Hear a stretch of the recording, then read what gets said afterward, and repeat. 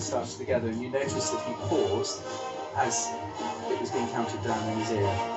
The same countdown for, as I say, all the bass drums. That's a remarkable feat.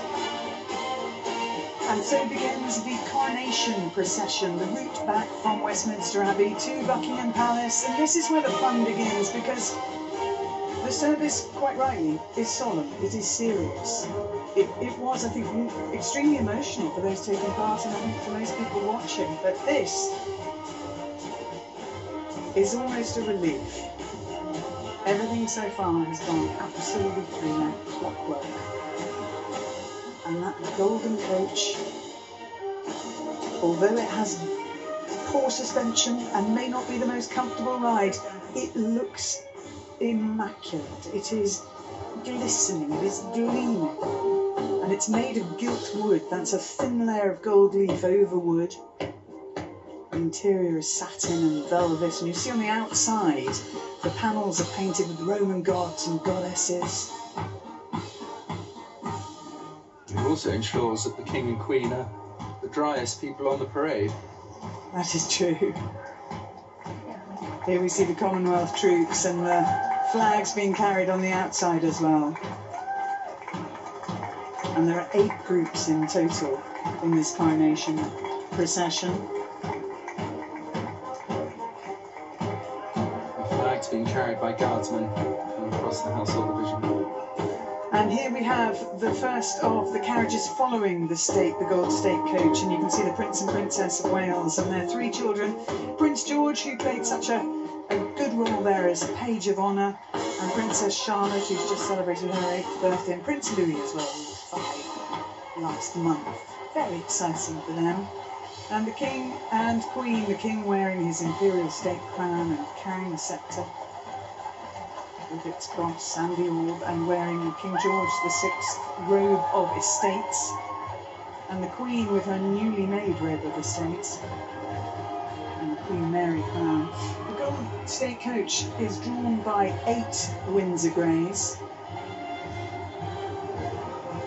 and among those riding for the first time, Lucinda Perrott, first female rider in the team of riders. And there we can see Prince Louis. He's got a good view, he's got the outside seat, and Princess Charlotte waving enthusiastically. She's wearing a very beautiful Bruce Oldfield dress, and it's very similar in design, almost matching the one that her mother is wearing.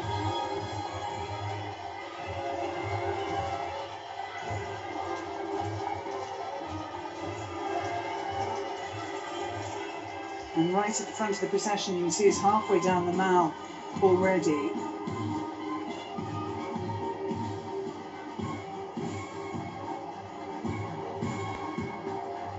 Apollo and Atlas. You see the drum horses at the front there, ridden by Apollo being ridden by Corporal of the Horse Richard Brown, and Atlas ridden by Lance Corporal of the Horse James Valentine.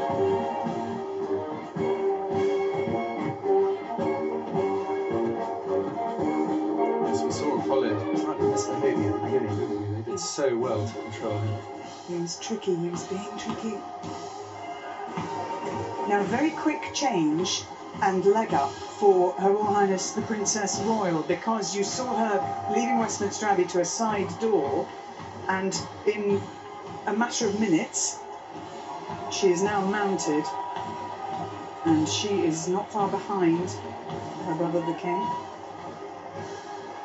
and she is gold stick in waiting and Colonel of the Blues and Royals, and I think fair to say the best rider on parade. She's a former Olympian and European Open champion as well, so she knows what she's doing, and she is riding a horse called Falkland. There she is, and looking extremely comfortable en route. I think the rain has eased up, you know, just in time. She's riding with the other colonels of the regiments of the Foot Guards. Next to their Lieutenant General Sir James Bucknell, Coldstream Guards. And we'll have a look further ahead in the parade, because the RAF make a particularly impressive sight because of their white gloves, and you can really see those arms marching in time. And now you can feel the energy coming back to the crowds. They've been watching the service on the big screen, but this is what they've been waiting for. This is why they slept overnight, to get a position so that as the procession came by, they would feel it as well as see it and catch a sight maybe of those young princes waving at them. And just to correct myself, actually, Princess Charlotte and the Princess of Wales wearing outfits designed by Alexander McQueen.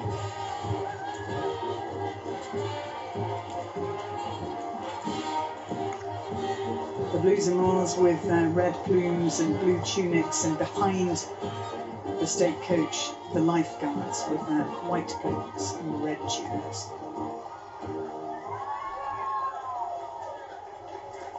And that is their role, isn't it? The two regiments of the household cavalry, very much to protect the monarch. They are the sovereign's escort, Claire, as it says, and whenever the monarch is on a ceremonial parade, you'll find the sovereign's escort protecting him. And the Gold State Coach also flanked by watermen, yeomen, palace footmen, grooms, all on foot, and 28 representatives from British overseas territories.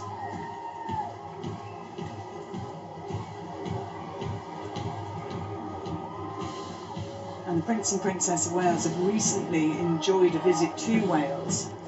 They stayed in a B&B, and they went into the Brecon Beacons with the mountain rescue team to see the sort of work they do. The Royal Navy here, making the turn in front of the statue of Charles I, in front of Trafalgar Square and through Admiralty Arch.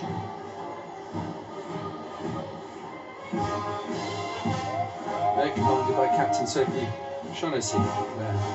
She's a marine engineer who served with great distinction in the Royal Navy, Bosnia and the Gulf, amongst other places. And this is her last duty in uniform, commanding the Royal Navy at the Coronation.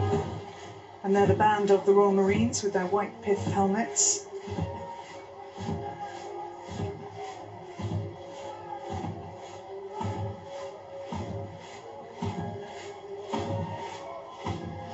And I think that royal blue on the decorative, the mains obviously, the Windsor Greys, it looks so striking. And there have been various colours used, of silver for the Silver Jubilee, gold for the Golden Jubilee, and the King picking royal blue.